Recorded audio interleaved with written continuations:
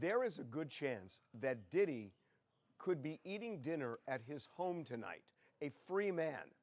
And that's because an appeals court is now hearing the review of the trial in which Diddy was convicted of violating the Mann Act.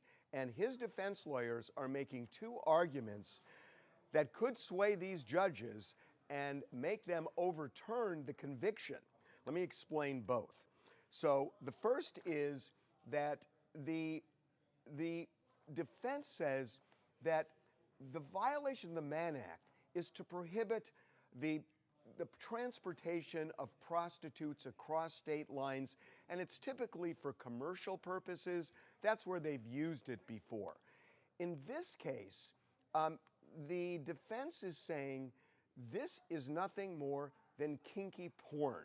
And kinky porn is protected by the First Amendment. Now, that may sound crazy, but I'm going to read you something from their brief. Listen to this. They say, freak-offs and hotel nights were highly choreographed sexual performances involving the use of costumes, role play, and staged lighting, which were filmed so Combs and his girlfriends could watch this amateur pornography later.